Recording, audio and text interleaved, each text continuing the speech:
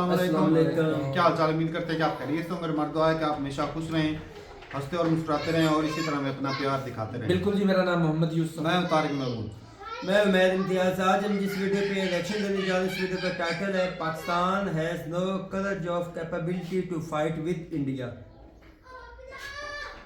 और कैपेबिलिटी तो देखते हैं जी वीडियो और अपना बयान पर देंगे। कौन करते हैं 3 2 1 वीडियो स्टार्ट।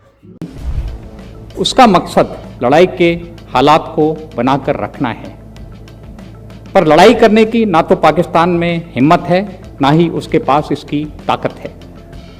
वो सिर्फ आतंकवादी कार्रवाइयों के जरिए हमको नुकसान पहुंचाना चाहता है। उसकी पॉलिसी है ब्लीड इंडिया थ्रू 1000 कट्स, यानी कि आतंकवादी हमलों से हमें नुकसान पहुंचाते रहना। पहलगाम में जो गत वर्ष हुआ वो उसी सोची समझी साजिश का एक हिस्सा था। पिछले वर्ष इन्वेस्टिचर सेरेमनी के दौरान मैंने कहा था कि वेस्टर्न फ्रंट पर युद्ध की संभावनाएं बहुत प्रबल हैं। पाकिस्तान के साथ हमारे संबंध मैत्रीपूर्ण नहीं हो पाए हैं, हमारे अथक प्रयासों के बावजूद, क्योंकि पाकिस्तान का शीर्ष नेतृत्व, जो कि हमेशा से उसकी सेना के हाथ में रहा है, वो चाहता है कि दोनों देशों के बीच लड़ाई का माहौल बना रहे। अगर शांति होगी या दोस्ती होगी तो पाकिस्तान की सेना की महत्वता कम हो जाएगी। उसका मकसद लड़ाई के हालात को बनाकर रखना है, पर लड़ाई करने की ना तो पाकिस्तान में हिम्मत है, ना ही उसके पास इसकी ताकत है। वो सिर्फ आतंकवादी कार्रवाइयों के जरिए हमको नुकसान पहुंचाना चाहता है। उसकी पॉलिसी है ब्लीड इंडिया थ्रू 1000 कट्स, यानी कि आतंकवादी हमलों से हमें नुकसान पहुंचाते रहना। पहलगाम में जो गत वर्ष हुआ वो उसी सोची समझी साजिश का एक हिस्सा था। मैं वेस्टर्न कमांड के सभी यूनिट्स और फॉर्मेशंस को और सभी ट्रुप्स को बधाई देना चाहता हूं ऑपरेशन सिंदूर में बेहतरीन कार्य करने के लिए। ऑपरेशन सिंदूर में हमने पाकिस्तान को बहुत तगड़ा सबक सिखलाया है। उसके आतंकवादी ठिकानों को बर्बाद किया, उसकी पोस्ट्स, उसके एयर बेसेस को नष्ट किया। हमको आशा है कि पाकिस्तान इससे सीख लेकर आगे कोई आतंकी कार्रवाई नहीं करेगा, पर हमको तैयार रहने की आवश्यकता है। पाकिस्तान की मिलिट्री लीडरशिप अपने देश की समस्याओं से ध्यान हटाने के लिए या फिर खुद के स्वार्थ के लिए फिर से कोई दुस्साहस कर सकती है। इसलिए तैयारी जारी रखनी है और पहले से ज़्यादा, क्योंकि इस बार लड़ाई शायद सीमित ना हो। हर क्षेत्र में, हर स्तर पर हमें लड़ाई के लिए तैयार रहना है। पश्चिमी सीमा पर होने वाले किसी भी युद्ध में देश हमसे दुश्मन पर निर्णायक जीत की उम्मीद रखता है। ये तभी संभव है यदि हम अपनी ऑपरेशनल रेडीनेस में कमी ना आने दें और अपनी ऑपरेशनल कैपेबिलिटीज़ को लगातार बढ़ाते रहें। ऑपरेशनल कैपेबिलिटीज़ को विकसित करने में एक ज़रूरी चीज़ है टेक्नोलॉजी को हासिल करना। हर तरह की टेक्नोलॉजी, आर्टिफिशियल इंटेलिजेंस से लेकर क्वांटम कंप्यूटिंग तक का हमें इस्तेमाल करना है, पर एक टेक्नोलॉजी जिसमें हमें जल्दी से जल्दी महारत हासिल करनी है वो है ड्रोन्स का इस्तेमाल।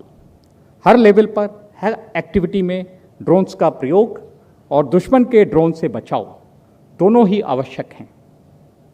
हालांकि रशिया यूक्रेन की लड़ाई में ड्रोन्स का इस्तेमाल लगातार देखने को आ रहा था, पर ऑपरेशन सिंदूर के दौरान हमने खुद इस सच्चाई का सामना किया कि अगली लड़ाई में ड्रोन एक निर्णायक भूमिका निभाएंगे। इसलिए ज़रूरी है कि हम जल्दी से जल्दी और ज़्यादा से ज़्यादा तादाद में ड्रोन्स को अपनी इन्वेंट्री में, अपनी सेना में शामिल करें। यहाँ मैं बधाई देना चाहूँगा हमारे तीनों कोर, 2 कोर, 9 कोर, 11 कोर, जिन्होंने ड्रोन फैब्रिकेशन में अथक प्रयास किए हैं और आज उनकी वर्कशॉप्स अच्छी से अच्छी ड्रोन्स बहुत कम कीमत पर बना रहे हैं, जिनको आज प्रदर्शित भी किया गया है। आत्मनिर्भरता और स्वावलंबन का इससे बेहतर उदाहरण और कोई नहीं हो सकता है। साथ ही हमारे ऑर्डिनेंस यूनिट्स और एम्यूनिशन डिपो ने इन ड्रोन्स के लिए म्यूनिशन भी तैयार किया है। नॉर्मल एम्यूनिशन के अलावा शेप चार्ज भी बनाए हैं, जो एक बहुत बड़ा कदम है।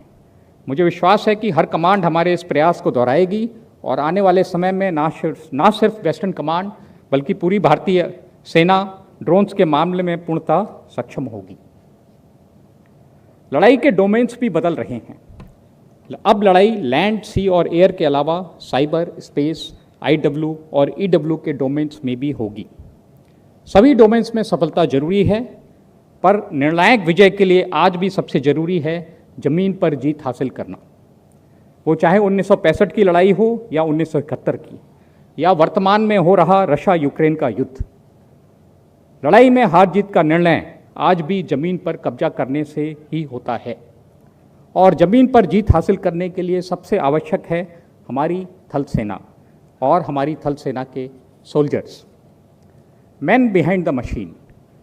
मेरा मानना है कि टेक्नोलॉजी, हमारे मॉडर्न वेपन सिस्टम्स, हमारी प्लानिंग, इन सब के बावजूद सफलता हमको तभी हासिल होगी जब हमारे सोल्जर्स अच्छी ट्रेनिंग के जरिए लड़ने में महारत हासिल कर लेते हैं। ट्रेनिंग हमारी तैयारी का एक अहम हिस्सा है। जरूरी है कि हम अपना ध्यान ऑपरेशनल ट्रेनिंग पर केंद्रित करें। हर यूनिट, हर फॉर्मेशन को अपने ऑपरेशनल टास्क के लिए ट्रेनिंग करते रहना है। अपनी दिनचर्या में एडमिनिस्ट्रेटिव और सर्मोनियल एक्टिविटीज़ को कम करने की ज़रूरत है ताकि ज़्यादा से ज़्यादा समय हम ट्रेनिंग पर लगा सकें। ये तभी संभव है जब अधिकतर ट्रुप्स अपनी यूनिट्स में रहें। इसलिए आज सबसे बड़ी आवश्यकता इस बात की है कि कॉम्बेटेंट्स का इस्तेमाल नॉन कॉम्बेटेंट्स कार्यों में कम से कम हो। भारतीय सेना और वेस्टर्न कमांड लड़ाई के लिए पूरी तरह से तैयार हैं, पर इसके साथ साथ हम अपने देशवासियों की सेवा में भी सदैव तत्पर हैं। पिछले वर्ष पंजाब और J&K में बाढ़ का भारी प्रकोप आया था। हमारी सेना ने हर प्रभावित इलाके में लोगों को बचाने में और उनको जरूरी मदद पहुंचाने में बहुत महत्वपूर्ण कार्य किया। जरूरी है कि हम अपनी डिजास्टर मैनेजमेंट, आपदाओं से निपटने की क्षमताओं को बढ़ाएं और साथ ही सिविल एडमिनिस्ट्रेशन के साथ मिलकर इस विषय में पहले से तैयारी करें। दिल्ली एरिया ने कुछ महीनों पहले डिजास्टर मैनेजमेंट के विषय में सिविल गवर्नमेंट और NDMA के साथ मिलकर एक सेमिनार और एक्सरसाइज किया था।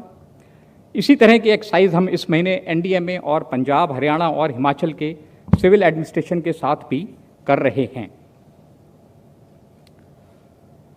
जब हमारे सैनिक दिन रात देश की रक्षा में लगे हुए हैं तो हमारा हर कमांडर का ये कर्तव्य बनता है कि हम अपने सैनिकों के लिए, उनके परिवारजनों के लिए हर कैंट और हर मिलिट्री स्टेशन में अच्छी से अच्छी सुविधाएं मुहैया कराएं।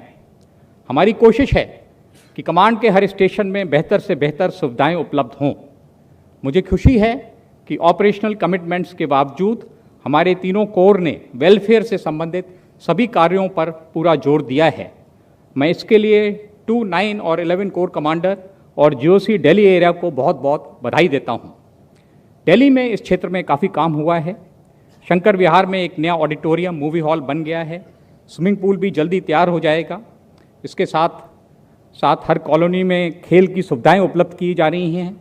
दिल्ली में मैरिड अकोमोडेशन की कमी को देखते हुए हमने कई नए प्रोजेक्ट्स भी शुरू किए हैं और एक नई टाउनशिप की भी प्लानिंग है सेंट्रल व्हीकल डिपो के इलाके में।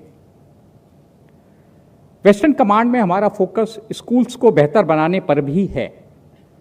बच्चों को अच्छी एजुकेशन फैसिलिटीज़ प्रोवाइड करना, आर्मी पब्लिक स्कूल्स को बेहतर बनाना हमारी एक प्राथमिकता है।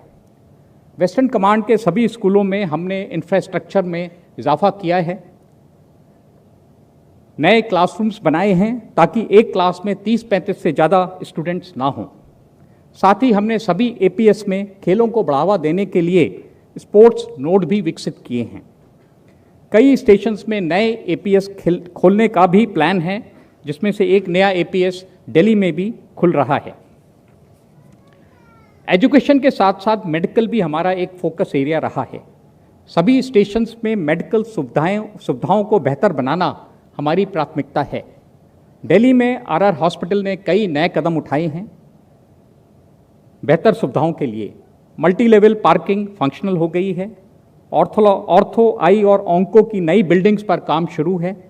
जल्दी एक यूटिलिटी सेंटर भी तैयार होगा जिसमें फूड कोर्ट और कैंटीन की सुविधाएं होंगी। बेस हॉस्पिटल की नई बिल्डिंग पर काम शुरू हो गया है और 670 करोड़ के इस प्रोजेक्ट से हम दिल्ली में आर्मी का एक वर्ल्ड क्लास हॉस्पिटल बना पाएंगे। सर्विंग सोल्जर्स के साथ साथ वेटरन्स के वेलफेयर के लिए भी हम पूरी तरह से प्रतिबद्ध हैं। वेटरन्स की मेडिकल फैसिलिटीज़ और उनकी पेंशन संबंधित समस्याओं का समाधान हमारे प्रायोरिटी एरियाज़ हैं। वेटरन सहायता केंद्र VSK वेस्टर्न कमांड का एक अनूठा प्रयास है। हमारे पूरे कमांड में फैले हुए 41 VSK वेटरन सहायता केंद्र वेटरन्स की हर संभव मदद कर रहे हैं। साथ ही हमारा प्रयास है ECHS की फैसिलिटीज़ को बेहतर बनाना। इसके लिए हम ECHS और से मिलने वाले फंड्स के अलावा वेस्टर्न कमांड के वेलफेयर फंड से हर वर्ष तकरीबन 7 से 8 करोड़ रुपए ECHS क्लिनिक्स की बेहतरी और उनमें ज़रूरी सुविधाएं उपलब्ध कराने के लिए इस्तेमाल कर रहे हैं। इन सब कार्यों के बीच हम अपना फोकस ऑपरेशन से नहीं हटा सकते हैं। हमें तैयारी जारी रखनी है दुश्मन की किसी भी साजिश को नाकाम करने के लिए। दुश्मन की एक साजिश हमारे देश में धर्म के नाम पर फूट डालने की भी है। उनके लीडर्स 2 नेशन थ्योरी की बात करते हैं, रिलीजन के नाम पर देश के बंटवारे को सही बतलाते हैं। जरूरी है कि हम सावधान रहें। हमारी सेना में देश के कोने कोने से आए लोग हैं, हर धर्म हर जाति के सैनिक हैं। हम यूनिटी इन डाइवर्सिटी विविधता में एकता की एक मिसाल हैं। हमें अपनी इस विशेषता को कायम रखना है। कैंट में हमारे सर्वधर्म स्थल, जहां मंदिर, मस्जिद, गुरुद्वारे और चर्च एक ही प्रांगण में होते हैं, हमको ये सीख देते हैं ईश्वर अल्लाह तेरा नाम।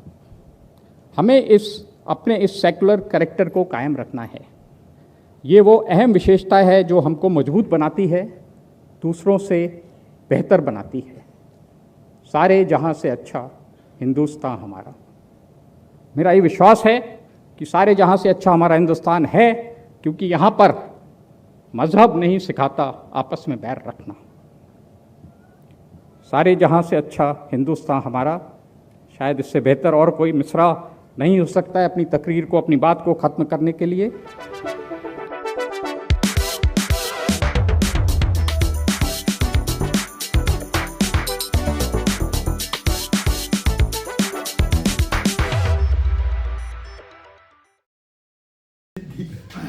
चलें जी, वीडियो खत्म हो गई भाई। इंटरेस्टिंग थी वीडियो। सर का जो एंड पे मिसरा था ना, यकीन माने दिल छूने वाला था और उसके लिए भाई रिस्पेक्ट है। और मैं आज ही रात को एक छोटी सी क्लिप था देख रहा था, एक इंडियन स्पेशल फोर्स का बंदा था और वो पता क्या कह रहे थे, कहते कि मुझसे पूछा कि ना इंट्रोडक्शन करवाओ अपना, तो कहते मैंने कहा फलाना जी नाम बता के ना साथ में ना जाट का नाम लिया, फिर तो साथ में धर्म भी बताया। तो उन्होंने कहा कि भाई वो गंदे पानी का था तालाब, उसमें कहा कि इसमें डुबकियाँ लगाइए। तो 2-3 दफ़ा कहता है कि मैंने वही बताया, फिर मुझे बाद में समझ आया कि जो ये बुलवाना चाहते हैं ना वो कोई अलग ही मुद्दा है। तो फिर उन्होंने जो अपना मतलब आर्मी जो पोस्ट थी ना, उन्होंने कहा भाई मेरा धर्म ही यही है। तो इस बात सिंपल थी कि भाई जो आर्मी है ना, हिंदुस्तान की आर्मी की बात कर रहा हूँ, अगर जिस तरह का रूल वहाँ पे चल रहा है तो भाई हिंदुस्तान में ये रूल चल जाए तो यकीन माने हिंदुस्तान मजे आए, बहुत खूबसूरत हो जाना। इसलिए नहीं, हिंदुस्तान खूबसूरत था। हाँ। फिर इसमें अच्छे सियासतदान आ गए जिन्होंने अंदर घुस के दुश्मन को मारा और मैं कहता हूँ उसकी वजह से भाई साहब ये फिर कशीदगियां शुरू हो गई। तारिक भाई हिंदुस्तान तारिक भाई खूबसूरत था।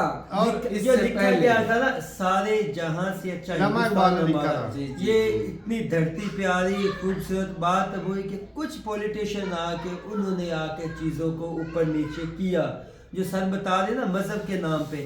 भाई ये कंट्री जो सब कॉन्टिनेंट का खिता है ना, इस जैसी तो खूबसूरत आर्मी स्ट्रॉन्ग है और हिंदुओं की तादाद भाई साहब मुसलमानों से ज्यादा है, फिर भी हिंदू खतरे में है जी। इतनी आर्मी स्ट्रॉन्ग होने के बावजूद हिंदू मुसलमानों से खतरे में है।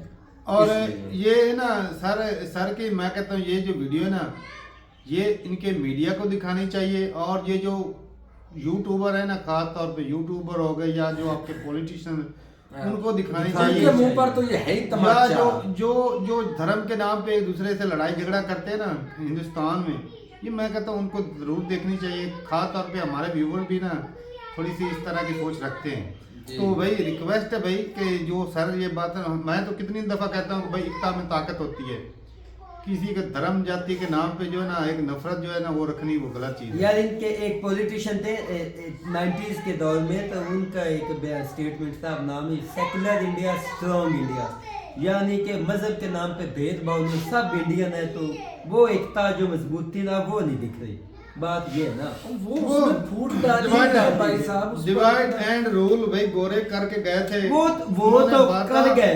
अब जो हिंदू मुस्लिम करके अपने वोट बैंक को बढ़ावे के लिए वहां पे जो cut off blood of India तो अब हो रहा है, वो कहाँ गया? वो तो कर गए, मान लिया, उस पे तो मानते हैं। नहीं ये जो बात थी कि पाकिस्तानी जनरल ने की थी कि हम जो है हिंदुस्तान को जो बहुत ज्यादा हजारों कट लगाएंगे ब्लीड इंडिया, बहुत है पता तो वो है। इसलिए भाई बात सिंपल थी कि अब जो अगर उस बात पे बात करें कि सर ने बोला कि वो जो दहशतगर्द सीधा लड़ नहीं सकते तो दहशतगर्द भेजते हैं। सर आप भी इसी वक्त जो है ना वो सेम टू सेम वही काम कर रहे हैं। अफगानिस्तान के साथ आप जो रिलेशन आपके वो किसी मामे के बच्चे नहीं है ना जी, कि भाई वो आप जो उनको जो $1 बिलियन जो दे देते हो, भाई जितने $1 बिलियन आपने उधर लगाए अपने लोगों को दे दे तो और ज्यादा नहीं बेहतर हो और वो सकता। कौन है? मुसलमान भाई, नहीं, गौरी गजनवी अब्दाली गजनवी, जिन्होंने वो हमें लूटा, है। वो जिन्हें भाई वो जिन्हें है लूटा। जिनके नाम पर हिंदुस्तान में नफरत फैलाई जाती है ना, वो है जिनको आप फंडिंग अच्छा एक और चीज और बलोच जो भाई है बात कर लेने दे, जी। क्लियर कर लेने दे। और जो बलोच है उनके साथ क्या, उनको भी तो फंडिंग आप हाँ कर रहे हैं। जी। वो भी मारे। और पहलगाम अटैक जो हुआ भाई साहब, उससे पहले वहाँ फौजी चौकियां जो थी वो किसने हटवाई हैं? आपकी हुकूमत ने हटवाई है। हो सकता है पाकिस्तान ने अटैक किया हो, लेकिन उसमें मुझे तो लगता है आपका भी बराबर का ही हाथ सर ने है। करज की बात की तो करज सर आप में मतलब अभी भी जो हिंदुस्तान में भी करज नहीं है। अगर करज होता तो भाई दहशतगर्द ना भेजते, अपनी आर्मी जो है दुनिया के 4थे नंबर बड़ी आर्मी है, मजा उसका आता। इस्तेमाल करते फिर मजा आता। ये प्रॉक्सी वार है या ये जो घटिया चालें होती है, पाकिस्तान तो भाई मान लेते भी कमजोर कंट्री था, हम मान रहे हैं। सीधा लड़ने की हिम्मत नहीं थी जी, तो इसलिए उसने ये रास्ता इख्तियार किया जी। लेकिन आप तो तगड़े हैं भाई, आपकी आर्मी तगड़ी है, आपका आर्मी का बजट 80-90 बिलियन डॉलर है, हमारा 5-7 बिलियन है, तो भाई हमारा मुकाबला बनता भी नहीं। लेकिन फिर भी आपने किसका सहारा लिया? दहशतगर्दी का। टीटीपी, बीएलए जो अफगान तालिबान उनका बदला जो है जो वो कि सहारा विंग्स है लिया, टेररिज्म की। वो उनका सहारा लिया। और ऐसे भाई ही। आपने उनको गंदम दे के देख ना ये खाना दे के जो है ना उनका खून ले रहे हैं आप लोग। ये आपके हाथ का खाना यकीन माने ये मैं कहता हूँ बहुत फेंका हमने। कौन अच्छा, से अल्फाज इंडियन यहाँ पर आदमी इस्तेमाल कर रहे हो? सोशल सही मीडिया बात है भाई। ट्विटर पे मैं कल एक स्टेटमेंट पढ़ रहा था कि 1.5-2 मिनट की स्टेटमेंट थी, तो वो मैंने सेव भी लिंक किया था।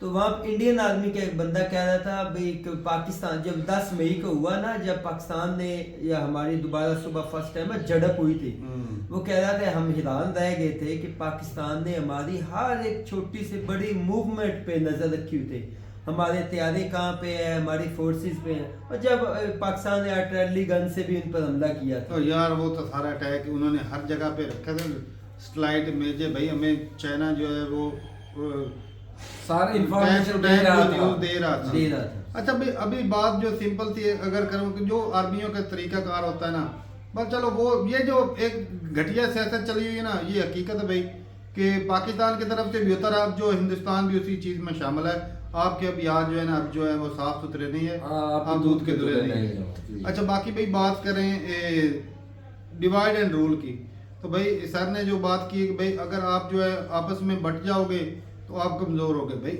आपके कमजोर करने वाले आपके पॉलिटिशियंस ही हैं, जी, आपका मीडिया है जो सबसे बड़ा जो आपको जो अजीबो गरीबी दुनिया में कम्युनिटी भाई साहब लोगों को लेकर हिंदू मुस्लिम की ये आपका मीडिया क्या करता है? दिन रात हिंदू मुस्लिम और कोई काम नहीं आता इनको। बस सिर्फ यही अगर कोई जो मुस्लिम बस थोड़ा सा मुस्लिम कांड कर दे भाई आग लग जाए। लेकिन उसमें नुकसान तो हिंदुस्तान मुल्क का है। अगले दिन वो क्या नाम था खालिद के क्या इस तरह करके नाम था वो उमर खालिद की मैं सुन रहा था तो उसको जी क्या जी हेट स्पीच कर रहा था। अभी हेट- 5 साल के ट्रायल चल रहे हैं उसके लिए। तो मैं उसकी ना स्पीच सुना था, कहता हमने आपसे लड़ना नहीं, हमने पीसफुल तरीके से आपसे अपने जो बातें रखनी, अपनी जो बातें इक़दामात मनवाने हैं या हकूक के लिए बात कर दी है। हेट स्पीच की बात करें, मैं कितने आपको हिंदू कम्युनिटी के लोग जो है हेट स्पीच देते दिखा लूं, जो साफ साफ बोलते हैं कि भाई मुसलमान लड़कियों को उठा लो, हम आपको इतने पैसे देंगे, फंडिंग करेंगे, आपने मुसलमानों को तलवारों के साथ मारना है, हम आपको ट्रेनिंग देंगे, हम आपको असला देंगे, सारा कुछ देंगे, माहौल देंगे। वो हेट स्पीच के बड़े बड़े मैक स्पीकर लाखों की तादाद में लोगों को इकट्ठा करके जो देते हैं, अच्छा उसके ऊपर ना सरकार की नजर पड़ती है ना आपके कानून की नजर पड़ती है, और मीडिया तो उसको बिल्कुल दिखाता ही नहीं है। तो भाई बात यह है कि आपकी अगर कोई सबसे बड़ा दुश्मन है ना, तो ये जो बांटने वाला है ना वो है। इसमें पाकिस्तान, यकीन माने पाकिस्तान को तो कुछ करने की जरूरत ही नहीं है। हाँ जी, आपका मीडिया ही आपके लिए जैसे ये कहते थे ना कि खान साहब जो हैं वो तो काम ही इंडिया का आसान कर रहे हैं, ये यकीन माने तो किसी को सियासतदान भी वही कर रहे हैं। हिंदुस्तान में मैं कहता हूँ किसी को लड़ने की जरूरत ही नहीं है। जो ये आग आपकी पॉलिटिशियन ने और आपके मीडिया ने लगा रखी, किसी को बात करने की या जंग करने की जरूरत है, यही बहुत है, यही बहुत है। अंदर से भाई लड़ लड़ के उन्हें खुद ही खोखले हो जाना, मर जाना, ऐसी बात। कमजोर बात सिंपल थी। और भाई जब ये जो आर्मी का बंदा ना बहुत मैच्योर भाई, जिस तरह उन्होंने बहुत अच्छी बातें की, और यकीन माने दिल खुश हो गया, हकीकत बात ये। अब बात ये कि जो अच्छा जिस तरह इनका है ना भाई, अब आर्मी के लिए आर्मी पब्लिक स्कूल पाकिस्तान में भी होते हैं, बहुत है। दूसरे जो है हॉस्पिटल होते हैं। इनके फैसलाबाद में भी एक आर्मी का अस्पताल है, वहाँ पे जो रिटायर्ड आर्मी के होते हैं, बुजुर्ग हो जाते हैं या उनको जो आर्मी की फैमिलीज को, शोदा की फैमिलीज, हाँ। उनके लिए वो रिलीफ फंड होते हैं, हॉस्पिटल में सारा कुछ करते हैं उनके लिए, हाँ होता है, डॉक्टर्स यहाँ होते पर भी हैं, होता सारा है। कुछ होता है। सारा कुछ ऐसे ही होता है। अब ये जो खाने पीने की भी चीज़ें, खाने पीने का भाई मुझे नहीं पता कि यूटिलिटी स्टोर यहाँ पर भी हैं, लेकिन वो तो भाई आम पब्लिक के लिए है ना। तो आर्मी के लिए भी वो बोल रहे थे कि इस तरह के यूटिलिटी स्टोर, चलो जो कर रहे हैं वो तो अच्छा है, अच्छी हाँ, चीज़ है लोगों के अब भाई लिए। ये जो आर्मी के जवान होते हैं, ये बड़े बड़े जो ऑफिसर होते हैं उनकी तनख्वाहें ज्यादा होती है, वरना यकीन माने जो आर्मी का जवान होता है उसकी इतनी ज्यादा बहुत सैलरी मुश्किल से उनका तो गुजारा होता है। आज के दौर में पाकिस्तान की बात करूं कि 40-50 हजार होगी सैलरी, नहीं होगी इतनी भी मेरे ख्याल से, आम सिपाहियों की इतनी शुरुआत में कम होती है, लेकिन 40-50 हजार होती है। सिपाही की। अगर 40-50 और 50 ही एक एवरेज लगा लो, अगर उसको 2-3 बच्चे हैं तो उनका सर्वाइव बड़ा मुश्किल है, उनको एजुकेशन दें या सारा कुछ भाई दें। बिजली का बिल ही आ जाए ना गर्मी में, वो ही निकाल दो तो पीछे बचने ही कुछ नहीं, ये बात सिंपल सी बात है भाई। तो ये कोई जो बड़े बड़े जर्नैल होते हैं वो भाई असल लेकिन जो सर ने बताया जो वो चीजें कर रहे थे भाई, वो तो बहुत अच्छे स्टेप। मैं अक्सर ना कई भाई बोलते हैं कि भाई हम प्रोपेगेंडा करने के लिए बोलते हैं, हमें अक्सर बोलते हैं ये जी प्रोपेगेंडा कर रहे हैं, ये कर रहे हैं। अब जब से बैठा हूँ भाई, मैंने आपको हर बार ये की बोला है कि भाई एकता में ताकत है, आपस में मत फूट डालो, हिंदू मुस्लिम के नाम पे, जात पाति के नाम पे कभी लड़ाई झगड़ा छोड़ो, नफरत करनी बंद करो भाई। अगर आप किसी, अब देखें अगले दिन जी ये कॉलेज बंद हो गया हिंदुस्तान में जी, पूरी दुनिया उस मीडिया न्यूज़ को कवर कर रही है कि भाई वो जी हिंदू जो मंदिर था कोई डोनेशन के पैसे से कॉलेज बना, और उसमें जो है 7,000 के 50 सीटें थी मेडिकल डॉक्टर के लिए, तो कोटा रखा गया था कश्मीरी लोगों के लिए। अच्छा वो जो 50 सीटें थी उसमें से 42 जो है वो जी लड़के मुसलमान थे, और वो 42 कैसे आ गए भाई साहब कोटे में? वो जो एक लेवल बनता है कि इतने नंबरों वाला जो है वो उसमें काबिलियत के दम पे आए ना, मेरिट के दम पे आए ना, तो वो मेरिट के दम पे आ गए, हिंदुओं को पीछे छोड़ के आ गए, तो वो जी भाई साहब कॉलेज ही बंद करवा दिया ना, कहा बंद करो ये मुसलमानों को तो इससे पढ़ाना फिर पूरी दुनिया में बताएं कौन क्या सा सबक सबक जा जा रहा है। आप खुद देख। अच्छा वो दुनिया किस नजर अच्छा से देख यकीन रही माने है, वो अगर डॉक्टर बन जाते तो उन्होंने क्या सिर्फ मुसलमानों का इलाज करना था? नहीं भाई, हिंदुस्तान का ही नाम रोशन होना था। यार वो यकीन भी तो हिंदुस्तानी थे। और आप जिस तरह के स्टेप ले रहे हो या जिस तरह की चीजें कर रहे हैं भाई, वो अब्दुल पंचर वाले ही रहने, आपका दिल ही नहीं करता कि वो डॉक्टर बने जी हैं। ऐसे। चलें जी सही है भाई, अपनी रात रूट आएगा कमेंट सेक्शन में, मिलते नहीं वीडियो के साथ, तब तक के लिए इजाजत दें। अल्लाह हाफिज।